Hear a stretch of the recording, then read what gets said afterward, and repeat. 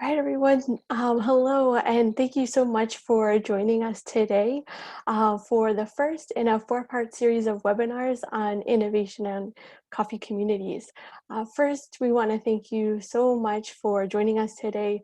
We understand that this is an incredibly challenging time across the world, and so we really appreciate your willingness to take the time to learn and exchange with us.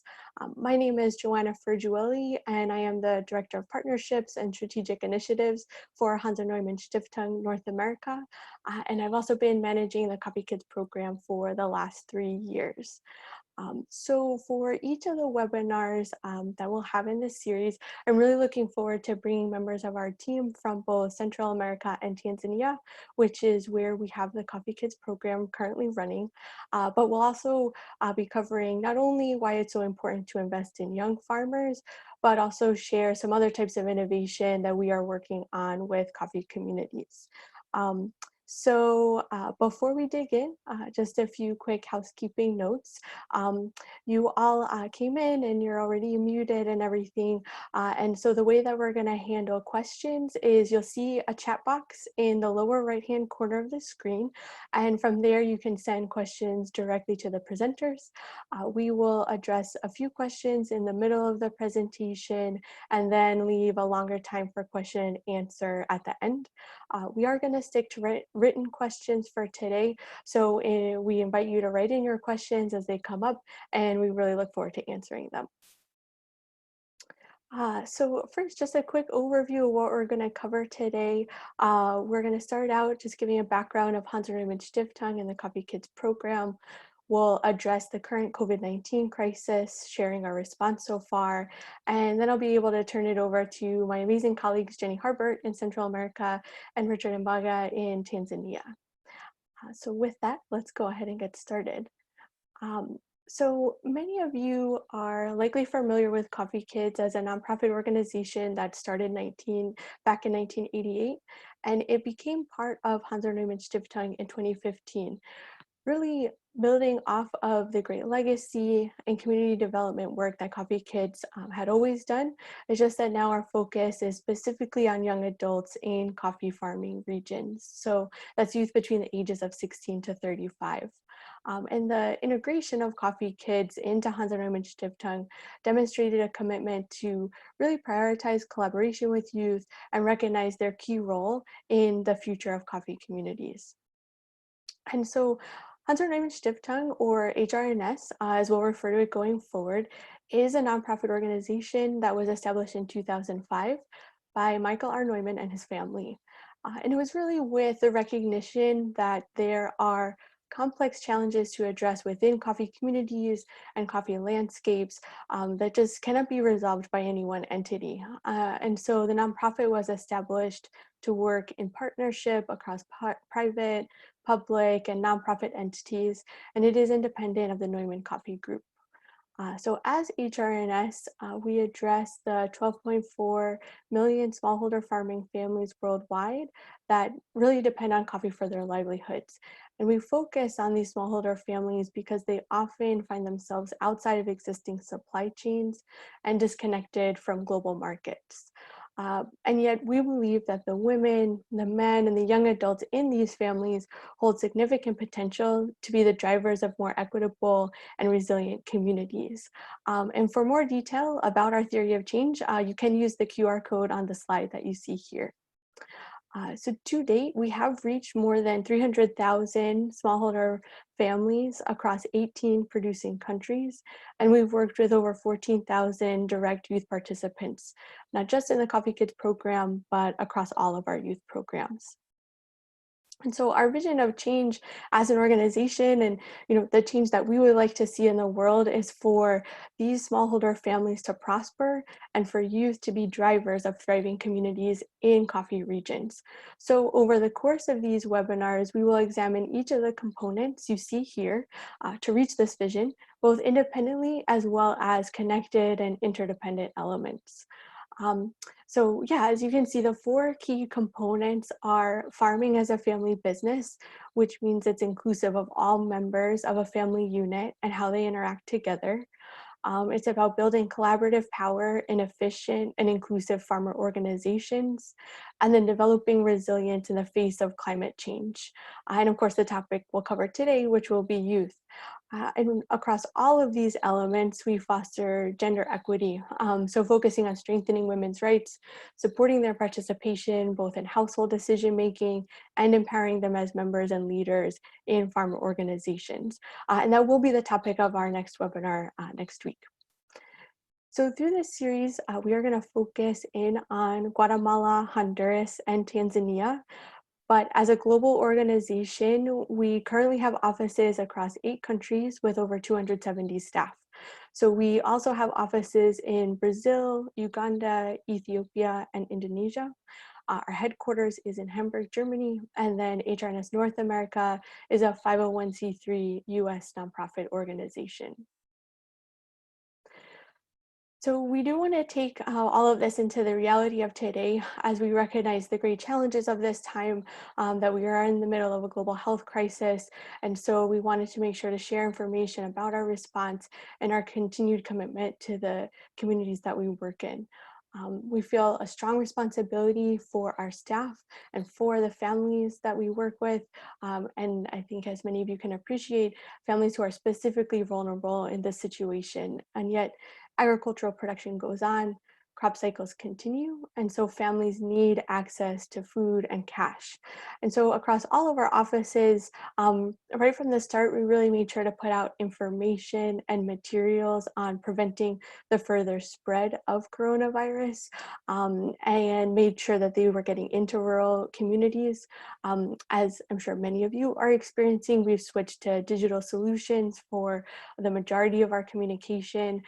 So using texting, social media, email, and video conferencing. And then we're also have staff that are directly in contact with farming families by traditional methods like phone calls or conducting imperative individual visits.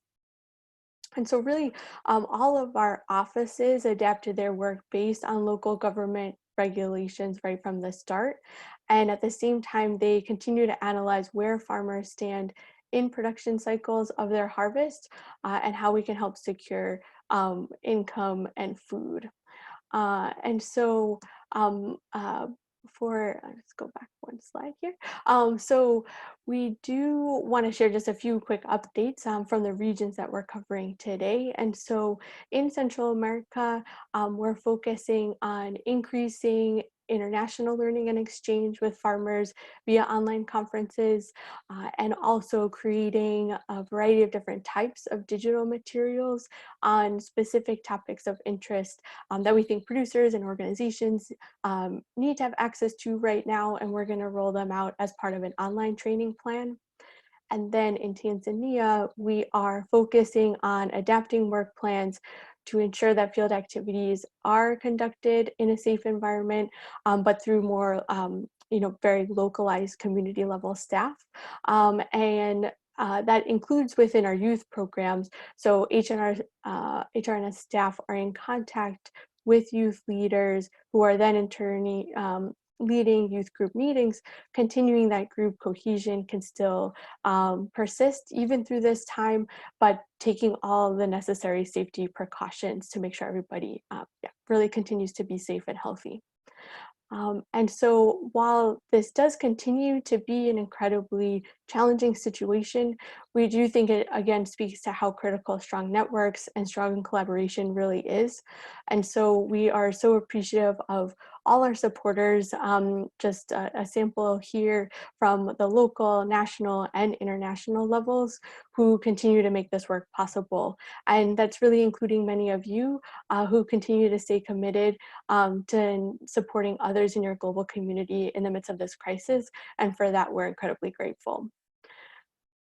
So with that, we're going to dig into our topic of today, which is how we are engaging the creativity and entrepreneurial spirit of youth.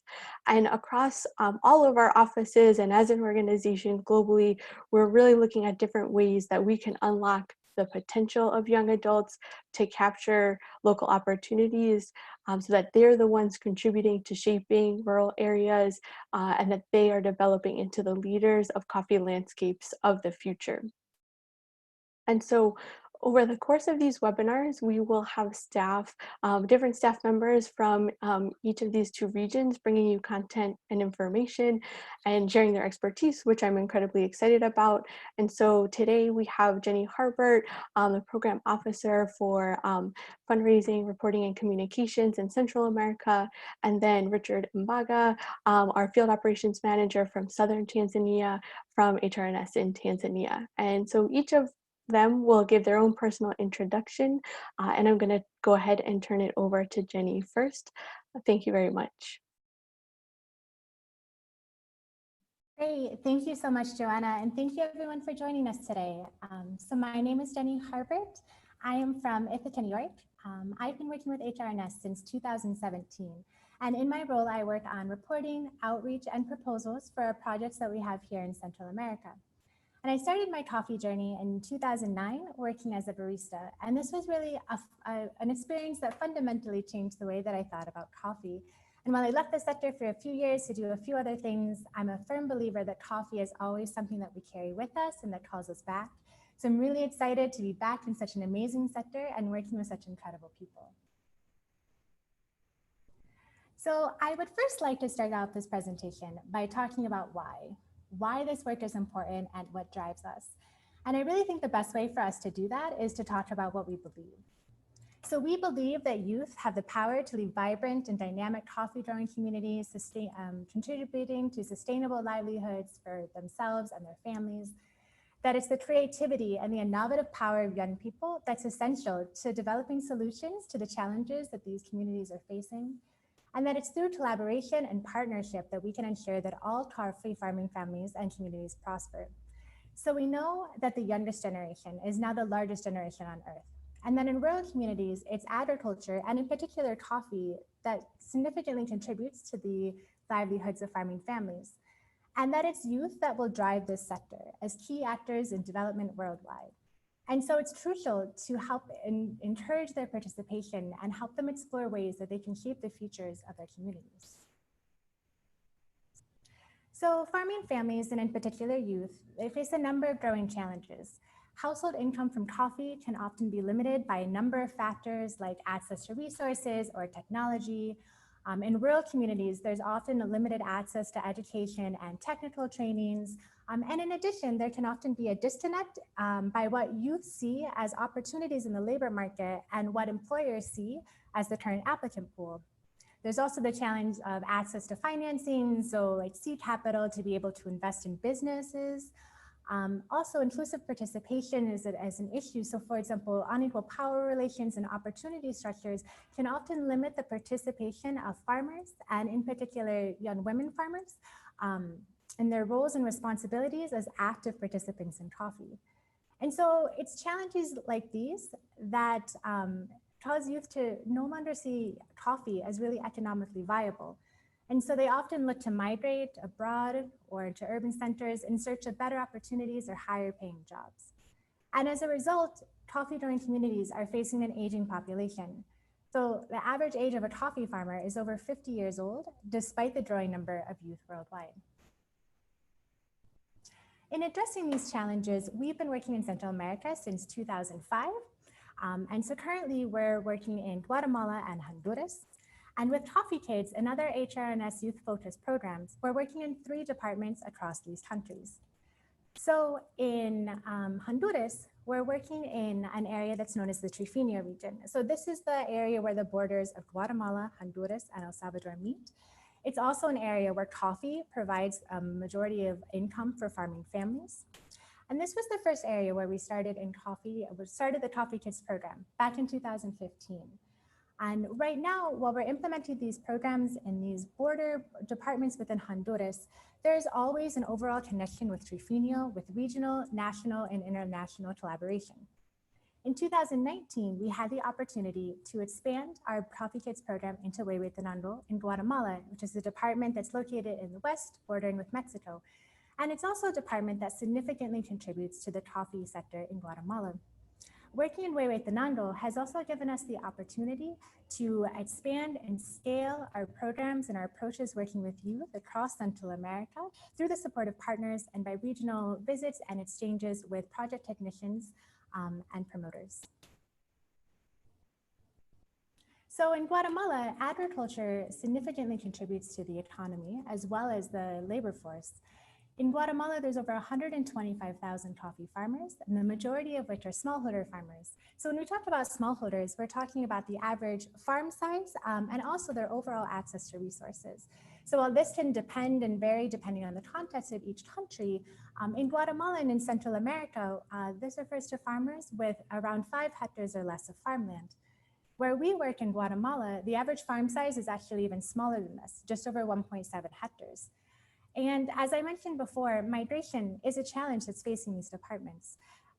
So in Guatemala, in the Department of Huehuetenango, in 2018, 18% of the population that was returned to Guatemala from the United States and Mexico was from the Department of Huehuetenango.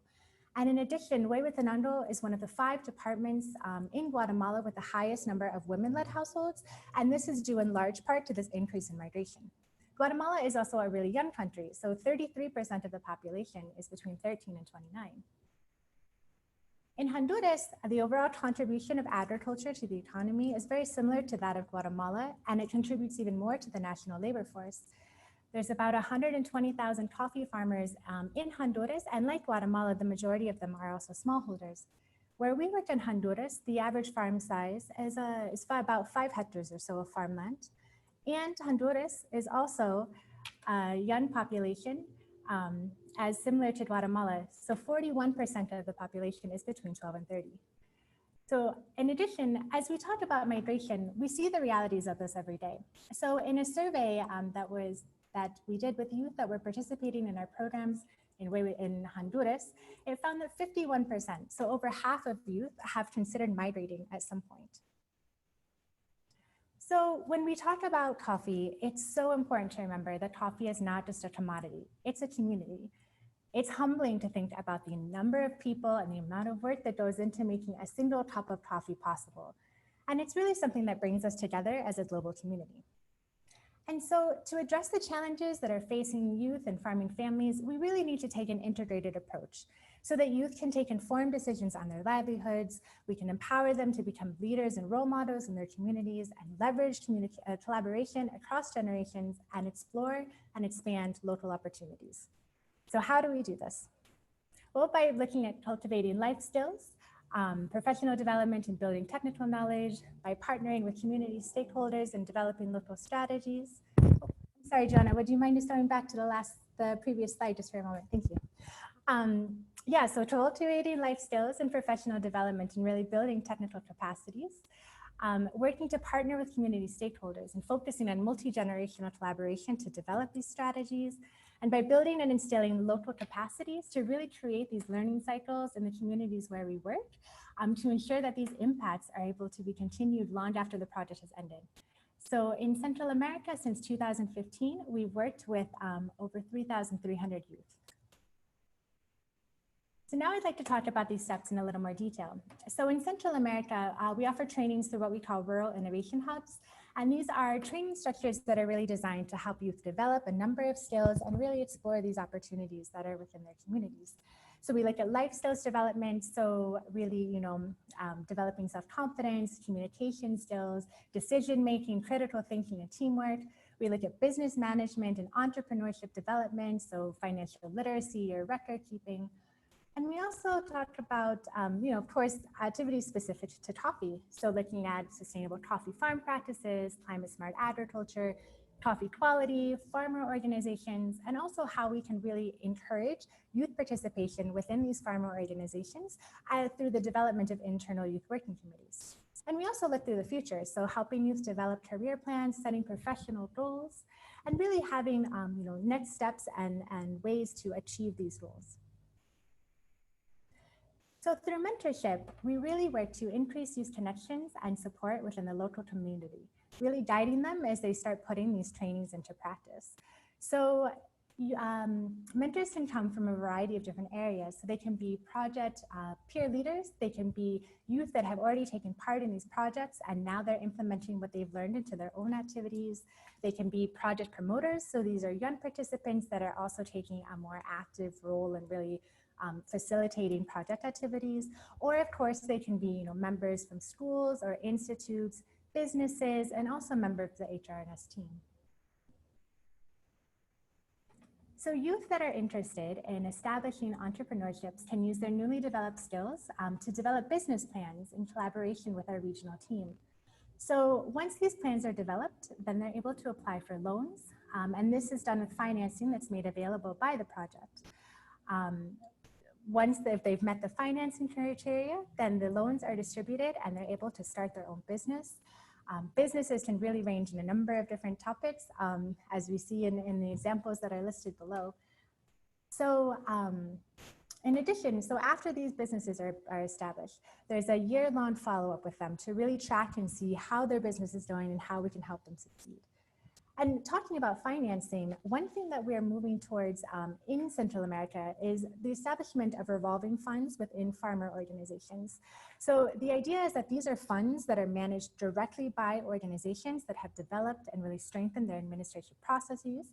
And it really helps build a sense of multi-generational collaboration and also a sense of ownership, because farmer organizations are the ones that are really leading this process. So over the years, we've learned from our experiences and we've been able to pull out some best practices that we see as integral to success. So the development of life skills is crucial. So learning how to express oneself and articulate needs and interests. In many cases, these are opportunities that weren't really available for youth in the communities where we're working before to really develop these skills.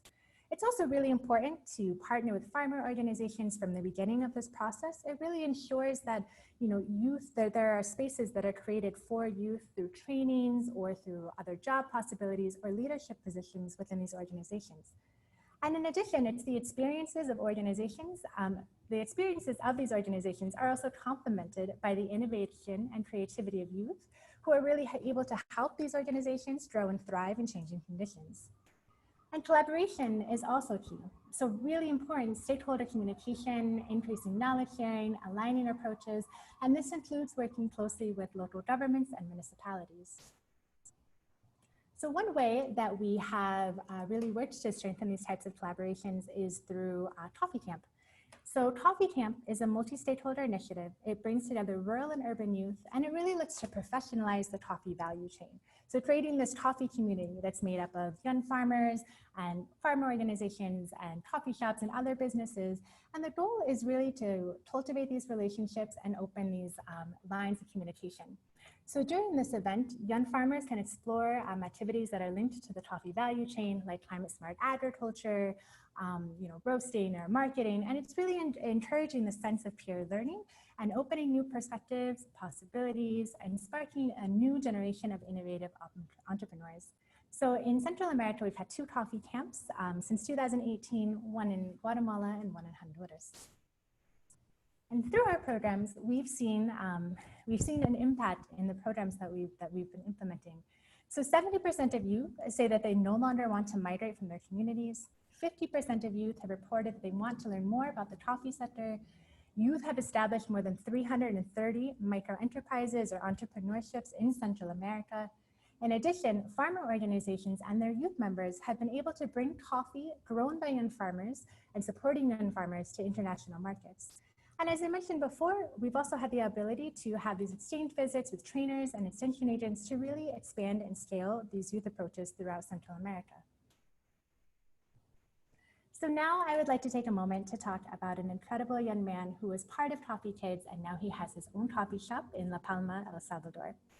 So I met Alejandro in 2017, and I had been with HRNS for about 3 months at that point, and it was my first time visiting the Trifino region.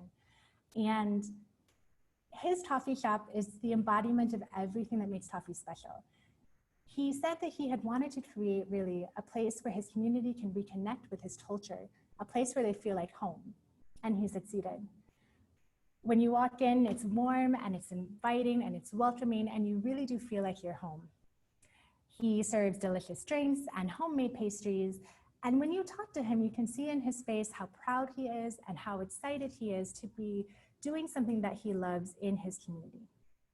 He told us that how as part of Coffee Kids, he really learned to develop and build these skills and abilities that he didn't know that he had.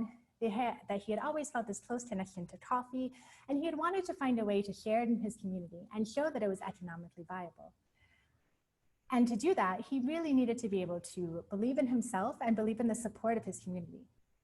So with financing from Coffee Kids, he was able to set up his coffee shop called Despizados, which means lost in thought in English. And one of the things that struck me when I met him was his innovation and his dedication. He is always looking at ways to improve his shop, thinking about new ideas for the future. And I'm so excited to see what the future brings for Alejandro and other youth like him. So what's next? How do we keep up this momentum and really continue to affect real change? So by expanding our outreach, by looking to include more youth in our programs, by building partnerships and exploring opportunities to really access differential markets and improve profitability of coffee, as well as really supporting this idea of ongoing collaboration with farmer organizations and local governments to develop strategies promoting youth development. And this is really important to make sure that these spaces for youth are really deeply rooted in local structures so that they can continue to be built up and developed for future generations. Great, well, thank you for joining me on our quick trip to Central America, and I'll pass it back to Joanna. Jenny, thank you so much for that great presentation. We really appreciate all the thought at which you, you've shared everything that's going on both in Honduras and in Guatemala. And so we have received a few questions from the audience already. Thank you. And just a reminder, if there's more questions, feel free to write them in at any time. But Jenny, one of the questions we got is, how do you prioritize the issues facing youth? And is there a consistent formula for success? So I'll let you answer that. Thanks. Great, thank you. Yeah, this is a great question. So as I mentioned, right, there are these kind of overarching challenges that we see in all of the areas that we work. But of course, the specific context and really how these challenges present themselves can vary depending on the country or the department, the municipality, the community. And so a key activity in this approach is really the development of a local baseline study. And this is participatory, so it's done in collaboration with farm organizations and farmers. And the idea is really to have a better understanding of the local context. So really, what are the needs that are identified, the challenges, where are these opportunities that we can expand on, and thinking specifically with youth, looking at what is youth participation overall within the community. So this looks at a number of different factors together with farm organizations and farmers. So really looking at, what is the youth population within a given community, what are, the range of ages or their access to education, what are their current activities and participation within farmers organizations that already are established in the regions. And so really, by identifying these kind of key needs through this baseline study, we're able to take this program model that we've seen success in previous programs and really look to see how we can align the activities that are within this program to really meet the needs that we identify as key within these communities.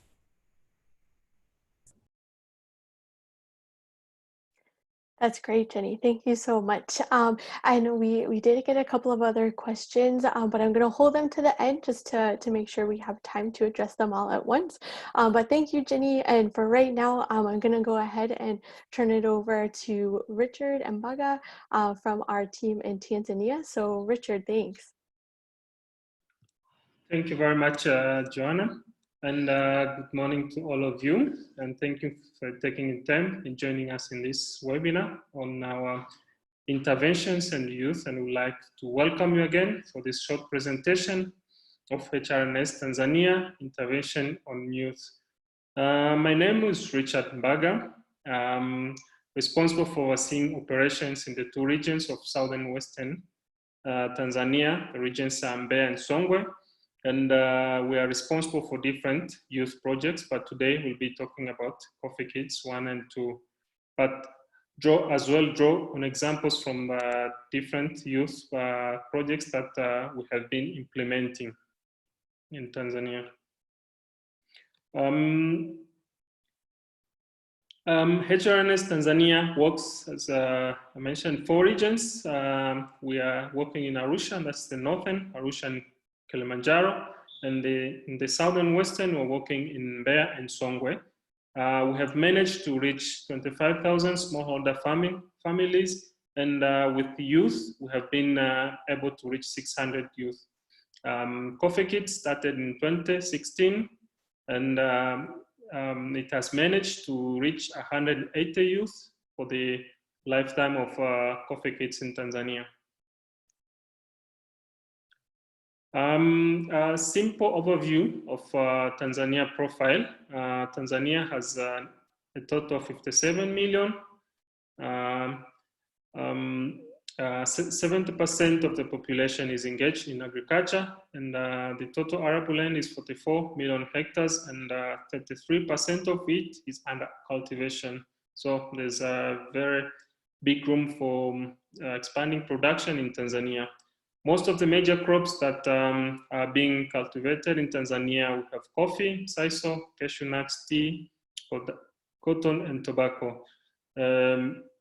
Main of the producers are smallholders farmers. And coffee in general and agriculture account for 29% of the export, and also produces 65% of industrial materials in Tanzania. Why youth? It's a very important question. Jenny Herbert has brought up a lot of reasons, but relevant to Tanzania and in the coffee sector, while we're working the coffee youth in the coffee sector, it's a question of sustainability of the coffee sector.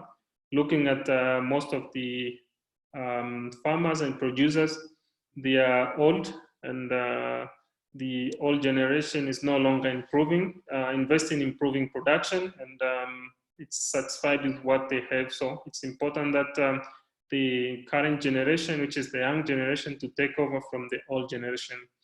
But also we have a challenge that a lot of youth are moving to town in searching of different opportunities, and leaving most of the villages with less youth and less youth to engage in agriculture.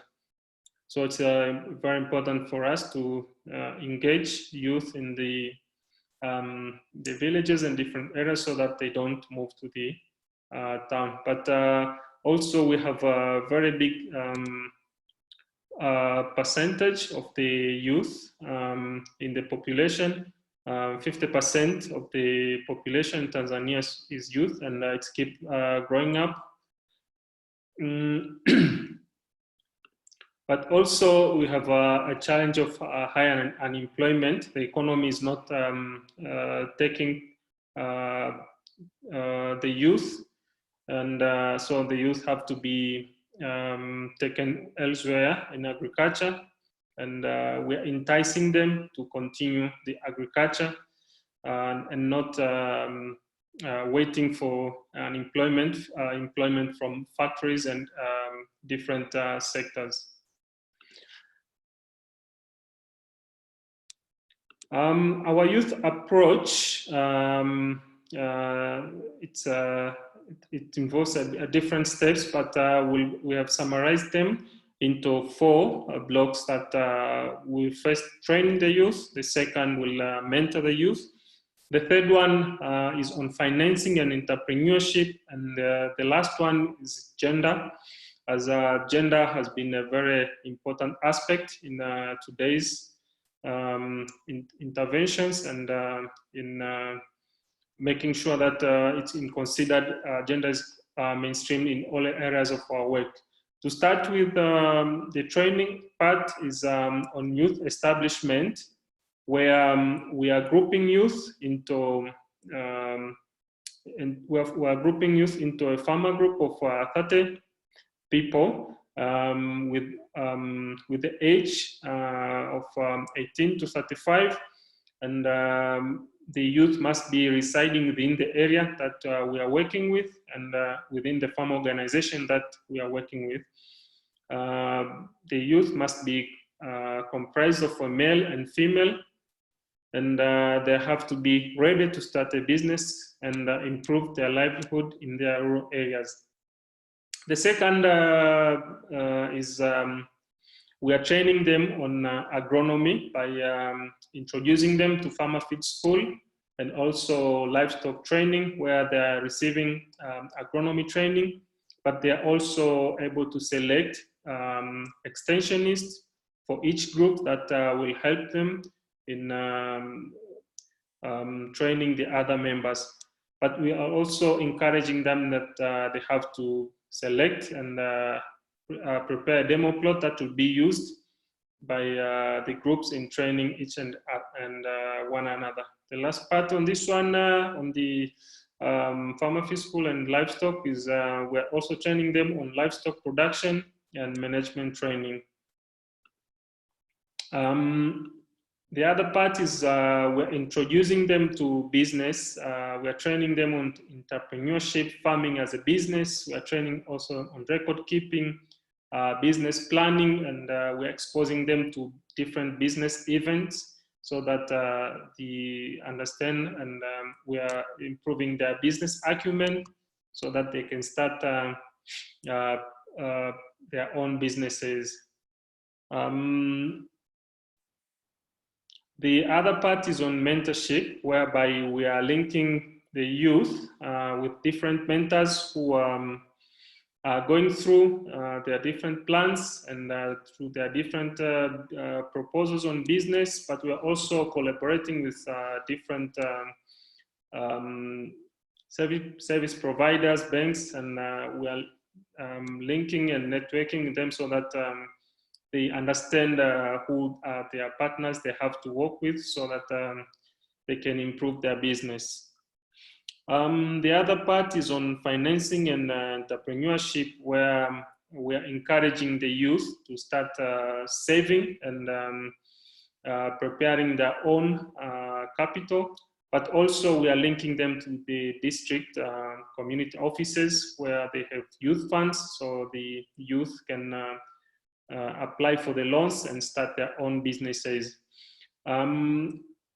We are encouraging the youth to start saving and looking for the loans because from the previous Coffee Kids, we were giving them seed capital that we had challenging following it up, and it was not encouraging them to be creative. So that by that challenge, we managed to take out the seed capital and encourage them to develop their own capital. The last part is on gender. Gender is a cross-cutting issue, but this one will be addressed further on the next webinar that will be presented next week by my colleagues. Some few examples that we can draw from the youth that we have been intervening. Some of them they've been able to start coffee bars, some livestock business, some they're running input shops and nursery business to start supplying farmers with coffee seedlings. And from this one, we have a very good example of one of our youth who had been able to start up a coffee shop. Her name is Happiness. Happiness is 27 years old and is from a place called the Guruki in Tanzania. She's 27 years old, but she also a coffee farmer, but also running a coffee bar. And she has been able to share her 3 rules to be successful. The first one is to trust in yourself and your strength. The second one is to set goals and work for them. And last, try to find sponsors or save money, you start business. So it's more for an explanation of why is it necessary to start saving and generate your own capital. Some of the pictures that she's saving her clients, and but also the house that she has been able to build from her business. It's very inspiring to see her manage to pull off and starting her own business. But she's also a very good coffee farmer, and she employs during the harvesting season about 6 people to help her with harvesting. The next is the lessons learned that the youth are first appealing to training methods. It's also very good for the youth to work in a group because if I can draw one example, is saving encourages group cohesion, but also the exposure to different business fairs bring some innovative businesses and entrepreneurial mind to the youth, but also the grants and savings that the youth have been encouraged to do are very good in preparing the youth to respect their business, but putting a lot of efforts in their business instead of seed capital, which makes them a bit not ready for the business. But the last one, also mentoring of youth, is very essential to inspire and strengthen their confidence in making decisions on matters affecting their life. Going forward, HRNS Tanzania is hoping to start training youth on sexual and reproductive health because we we want to prepare the youth so that they are able to start planning their families and avoid unwanted pregnancies and getting early into starting their families. But we are also will be also inspiring and strengthening confidence of youth through different trainings and different exposures from different businesses. We're also working on mobilizing different resources from different areas to ensure that youth are reached. But the last one is also supporting different platforms for the youth in addressing their own issues. Thank you very much for listening to my presentation. Before handing over to Jenny, I think I should stress that we are very much thanking you and looking forward to your support in making sure the work of youth is continued, enhanced, and looking for different opportunities. But also, we are welcoming questions from the audience, and we'll be happy to answer all of them if time allows. Back to you, Jenny. Thank you. Thank you, Richard. Really appreciate your presentation. Yeah, and everything that you're sharing about the work that's happening in Tanzania. And we have definitely gotten in some questions, so we'll move to the question and answer section. But just quickly right before that, just wanted to share here, and we'll keep it on the slide, just different ways to connect with us and keep the conversation going over social media, through our website. You can always follow up with more questions at info@hrnsstiftung.org. And the QR code that you see here will take you directly to a sign up for our newsletter. So with that, thank you all again for the questions that have been sent in and that we've generated so far. Maybe Richard, I'll first start with you. A question about, you mentioned some of the challenges facing youth, but maybe you could describe the types of challenges you're facing when you're working with young adults or with young farmers. Thank you very much, Joanna. One of the biggest challenge for working with the youth is they are looking for a quick fix, looking for quick solutions that they can get money easily, and From this one, we are really encouraging diversification in such a way that they should first consider coffee farming as a business, but also in order to have a constant flow of income throughout the year, we are encouraging different businesses and activities. For example, we have input shops, we're encouraging horticulture. We are also encouraging service provision and other business so that they should have income throughout the year instead of depending on one crop that takes long to mature, but also it's a seasonal crop. So by diversifying, they have an income throughout the year. Thank you.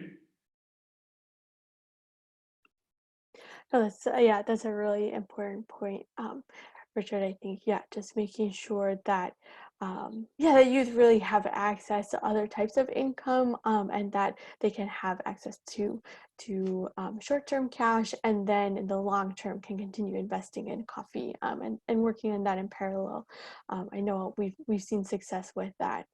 A question that came in that I'll maybe ask to both of you, and we'll start with Jenny, but is how do you engage young coffee producers in a sector that they are currently walking away from? So due to low returns and limited access to land, maybe you can just share a few other ways that we're engaging them. Yeah, great. Thank you, Joanna. And this is a really great question.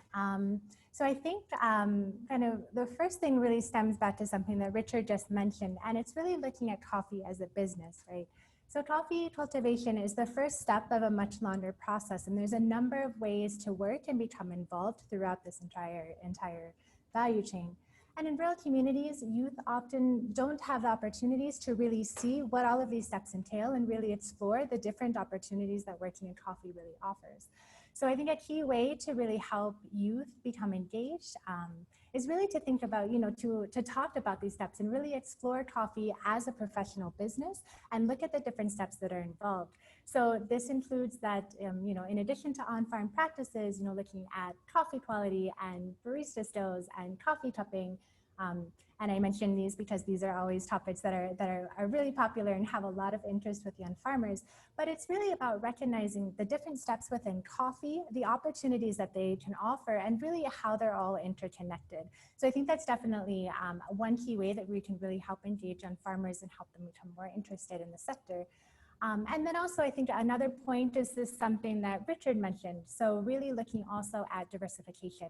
So making sure that there are different income sources that are coming into the households aside from only coffee. And this really helps to more stabilize household incomes, and from there provide more stability within the households to really engage in different activities. That's great, Jenny. Thank you. And Richard, did you want to add anything to that question? Thank you, Joanna. A lot of this have been attended by Jenny, but I think the key to success most of these youth is, apart from the diversification, is also we are encouraging them that hard work, perseverance is also important. And we're also encouraging them to try different things and not depend on one thing only, that is coffee or some other business. I think this is important in the part of the training that we are giving them. Yeah, that's great. And Richard, maybe another question for you that came in is that you had mentioned in part of your presentation about different types of youth appealing training methods, so ways that you're kind of conducting trainings that specifically engage young farmers, and maybe you could share a little bit more about that, and maybe as a second part, if there are any key collaborations that are making that work possible there in Tanzania. Thank you very much. I think the question came from Chelsea. It's very true that youth appealing training methods. Yes, youth. We in Tanzania we have been we have for over 14 years, and we have a large population of old people that we are training. But most of them, they are not appealing to new training methods, but they are considering coffee not as a business, more of just an income generating. This is one of an example, but the other lessons is the youth are ready to try new things, and from different examples that I have, we have some saving and internal lending schemes. The youth have accepted it very quickly. They're implementing it, and during this time of COVID-19 pandemic, we have an example that the youth are continued to meeting while taking precautionary measures. The governments have banned different gatherings, but they choose to meet in the churches, put stones for the places that they will stand or sit, so that they continue with the internal saving meeting. So you can see, apart from being more appealing, but they are also willing to implement. That's the very different from the older generation. The other question, please. Sorry. Oh yeah, no, that's a great response, Richard. And I think that there's youth are just so much more receptive to trying new things, and so there's a lot of more experimentation that we can do, and new techniques that we can roll out as they have a little bit more access to technology. So the other part was just if there's like an example collaboration that we have at a more like local or national level that you could speak to, an organization that we work with on the ground. Thank you very much. The government, first of all, the government recognizes our efforts in training the youth. The government is not putting money into organizations like HRNS, but the first is they recognize, and whenever we are linking the youth for the district community fund, they are accepting, and whenever the funds are available, they are providing. But there are also different non-government organizations that are also working with youth. Whenever possible, we are linking, and where they are providing different services, we're also complementing in the areas that we're working, and we're also linking them for different possibilities. That's great. Thank you, Richard. And I know really like across our offices, our work is only possible because of the different types of collaborations that we have with a lot of local organizations and national organizations, as well as the international community that helps support us. And so maybe Jenny, to turn to you for a question we had, one come in. So somebody was asking how we select communities we work with, or do we more specifically focus on farmer organizations? And so I would just say to that part, we generally do really focus in on farmer organizations. And so there are places where we've created new organizations, but a lot of the work that we do is around the building and strengthening of farmer organizations, and then leveraging them as ways to integrate more and varieties and types of training, as well as developing youth and women as more parts of leadership, and creating community development through that system. But Jenny, maybe you can speak to, as a part of that, if there are any specific characteristics for more successful farmer organizations that you've worked with. Yeah, absolutely. Thank you. That's a great question. So I'd say there's definitely a number of characteristics that we see in farmer organizations that really help them thrive and really grow. And so I guess I would start first really through these transparent democratic processes, so that they have administration processes that are participatory, that there are leaderships that are voted in that represent the interests of the organizations. So it's really something that's a democratically run organization that's led by the farmers that are members within these organizations. And as part of that, it's also, you definitely see organizations that focus on inclusive participation. So really looking, I think as Joanna just mentioned, really making sure that there are spaces for youth and for women within these organizations that they can develop together as a local coffee community is really integral to really, really expanding on the knowledge that everyone has and really contributing to the success of the organization as a whole. And also to that is the ability of an organization to really invest within its members and invest in infrastructure and other ways that they can really facilitate trainings or help monitor coffee quality or help link with exporters and commercializing coffee for members. So I think there's a number of different aspects that go into it, but really kind of administrative processes, inclusive participation, farmer investments. I think these are all really key activities that really really support the development of a strong organization. Well, that's great. Thank you, Jenny. Yeah, for sharing and all of that. And I do want to recognize we're almost at the end of our time. So maybe I'll just have one quick last, if each of you want to comment to, there's been just a couple of questions about how folks maybe can get involved or provide support for young adults in these communities. And so, yeah, maybe Richard, I'll go to you first and we'll just take, just a quick moment to answer that from each of you. Yeah, thank you, Joanna. I think the first and important is the direct linkage between the organizations that are involved in coffee business, direct contact with the youth community.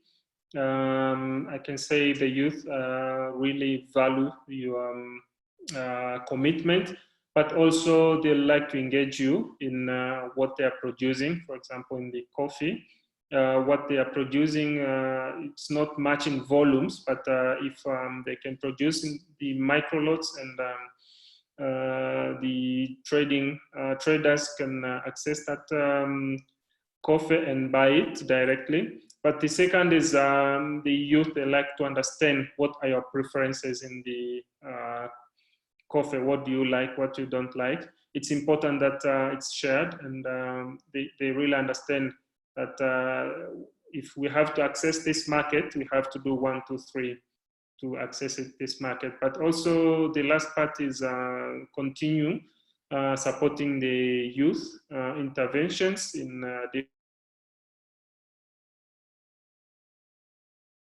different way, maybe through mentorship and further support the interventions in different ways. Thank you. Thank you, Richard. Jenny, if you maybe just want to add one other thing. Sure, absolutely. Yeah, so I would say, definitely looking at ways that we can open spaces in the markets for coffee that really promotes youth participation in the value chain. And kind of linked to this is really, for if we're taking trips to origins, it's a really amazing opportunity not only to try coffee, but also to have a chance to engage with young farmers, to share your experiences and your opportunities and really what got you started in coffee and really what drives you. I think this is really important to give motivation also for youth to see that, everyone starts somewhere and working in coffee. And at the same time, it's a great opportunity to learn more about how youth themselves, the innovative practices that they're putting into place and the different amazing activities that are going on into the region. And so to that part also, if you find yourself in Central America, please reach out to us. Thanks so much, Jenny. And with that, I just want to first thank again Richard and Jenny so much for your contribution, for all your effort in putting together all of this information and sharing it with our audience, and for all of the work that you and your teams do to support young adults every day. And I want to thank all of our attendees for your participation and for your time in the midst of many other things that are going on. We really appreciate that you took this time to be with us and to learn. And once again, please feel free to follow up with us with more questions directly at info@hrnstiftung.org and join our newsletter. We will send a follow-up email before the end of the week with a link to the recording, which you are welcome to share. And then next Tuesday, the 26th, we'll have our webinar on gender at the same time. And so we wish you and all of your loved ones to stay safe and healthy, and look forward to talking with you again soon. Thank you very much.